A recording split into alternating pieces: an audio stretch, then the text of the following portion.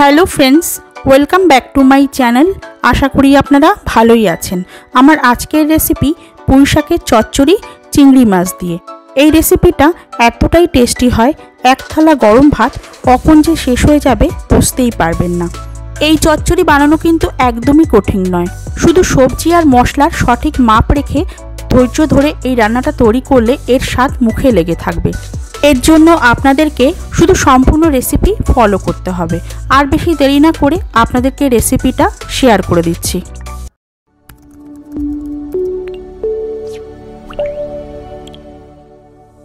চিংড়ি মাছ দিয়ে পুঁই শাকের চচ্চড়ি বানানোর জন্য আমি এখানে 400 গ্রাম পরিমাণ চিংড়ি মাছকে ছাড়িয়ে ভালো করে ধুয়ে নিয়েছি।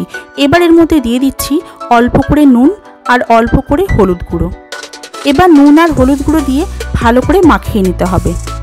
আর মাখিয়ে নেওয়ার পর এইভাবেই রেখে দেবো 15 থেকে 20 মিনিট। আর এই সময়ের মধ্যেই আমি কিছু সবজি কেটে নেব। এখানে আমি নিয়ে নিয়েছি দুটো মিডিয়াম সাইজের আলু, একটা মিডিয়াম সাইজের বেগুন আর 300 গ্রাম পরিমাণ কুমড়ো, যেগুলোর খোসা আমি আগে থেকেই ছাড়িয়ে রেখেছিলাম। এবার আমি এইভাবে কেটে নিচ্ছি। যে কোনো চচ্চড়ির জন্য সবজি কাটতে গেলেই একটু বড় বড় টুকরো করেই কেটে নিতে হয়। আমিও কিন্তু সেরকমই বড় টুকরো করেই কেটে নিচ্ছি। সব সবজিগুলোই একই মাপ রাখার চেষ্টা করছি। আপনারাও এইভাবেই কেটে নেবেন। সবজিগুলো কেটে নেওয়ার পর পরিষ্কার করে ধুয়ে নিতে হবে। এই সবজিগুলো কেটে নেওয়ার পর এবার পুঁই শাক কেটে নেব। এখানে আমি নিয়ে নিয়েছি 750 গ্রাম পুঁই শাক। এবার দেখুন আমি এইভাবে কেটে নিচ্ছি। একটা ডাঁট নিয়ে দেখুন উপরের ডগাটা এইভাবে কেটে নিচ্ছি। এবার পাতাগুলোকে হাত দিয়ে ভেঙে নেব। পাতাগুলো ভাঙার সময় একটু খেয়াল রেখে ভাঙবেন। অনেক সময় বাজে পাতা বা পোকা পাতা থাকে, সেগুলো কিন্তু ফেলে দিতে হবে। আর পুঁই শাক কেনার সময় একটু তাজা দেখেই কিনবেন। সব পাতাগুলো ভেঙে নেওয়ার পর দেখুন আমি এইভাবে একসাথে করে দিচ্ছি। একসাথে করে এইভাবে মাঝখান দিয়ে কেটে নিচ্ছি। পুঁই শাকগুলো কিন্তু এরকমই বড় বড় করে কেটে নিতে হবে, খুব বেশি ছোট করতে হবে না। এবার ডাঁটের অংশটা এইভাবে কেটে নিচ্ছি। প্রথমে যে ডগার অংশটা আমি কিন্তু এইভাবেই কাটছি, আর নিচের অংশটা এইভাবে একটু চিড়ে দিতে হবে, তাহলে ঠিকমতো সেদ্ধ হবে।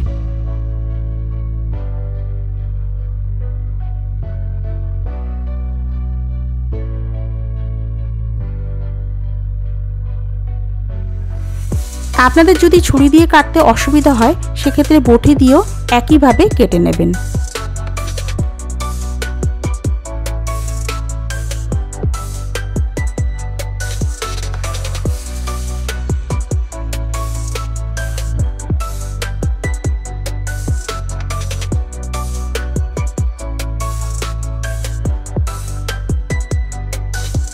বাদবাকি শাকগুলোকেও একইভাবে কেটে নিচ্ছি। শুধু মোটা ডাঁটের অংশ থাকলে এইভাবে কেটে নিতে হবে, সেটা কিন্তু চিরলে চলবে না। এইভাবে দেখুন দু টুকরো করে নিতে হবে, তাহলে কিন্তু সুসেদ্ধ হবে। না হলে কোনোটা শক্ত থেকে যাবে আর কোনোটা একদমই গলে যাবে। তার জন্য এইভাবে কেটে নিতে হবে।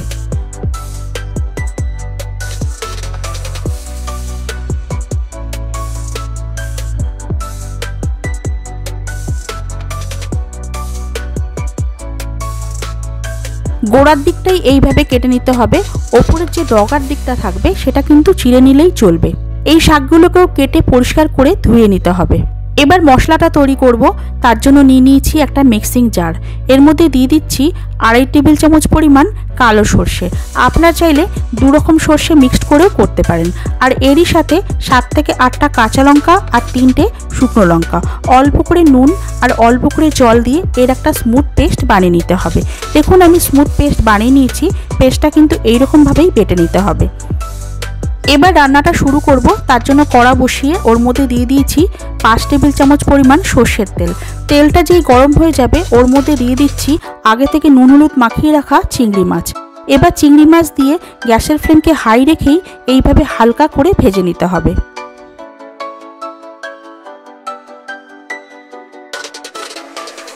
চিংড়ি মাছ খুব কড়া করে ভাজবেন না, তাহলে কিন্তু চিংড়ি মাছগুলো শক্ত হয়ে যাবে। এইরকমই হালকা করে ভেজে নিতে হবে। চিংড়ি মাছ ভাজা হয়ে গেছে, এবার আমি এগুলোকে উঠিয়ে নিচ্ছি। এই তেলের মধ্যে এবার দিয়ে দিচ্ছি হাফ চামচের থেকে একটু বেশি পরিমাণ কালো জিরে আর 4টে রসুনের কোয়াকে আমি থেতো করে নিয়েছি, সেই থেতো করা রসুন। এবার গ্যাসের ফ্লেমকে হাইতে রেখেই রসুন আর কালো জিরে 30 সেকেন্ড মতো নাড়াচাড়া করে নিচ্ছি। 30 সেকেন্ড পর এর মধ্যে দিয়ে দিচ্ছি আগে থেকে কেটে রাখা সমস্ত সবজি, শুধু পুঁই শাক বাদে।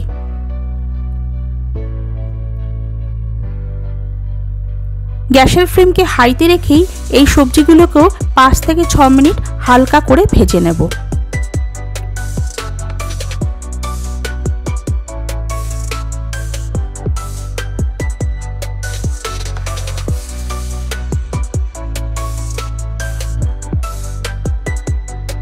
মিনিট সময় ধরে অনবরত নাড়াচাড়া করে সবজিগুলো ভেজে নেওয়ার পর এর মধ্যে দিয়ে দিচ্ছি আগে থেকে কেটে রাখা পুঁই শাক।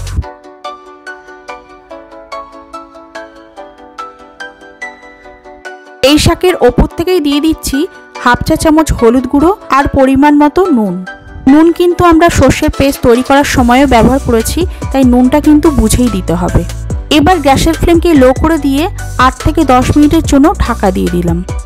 10 মিনিট হয়ে গেছে, এবার ঢাকাটা খুলে নিচ্ছি। নুন আর হলুদ ওপর থেকে দেওয়ার জন্য শাক কিন্তু অনেকটাই মজে গেছে, আর শাক থেকে দেখুন অনেকটা জলও বেরিয়েছে।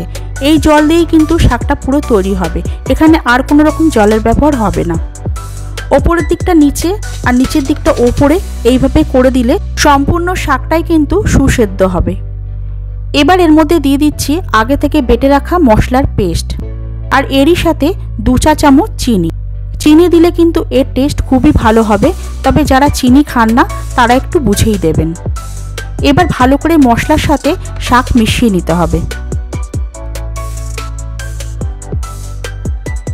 এই শাকটা যতটা ধৈর্য ধরে রান্না করবেন এর স্বাদও কিন্তু ততটাই বেশি হবে।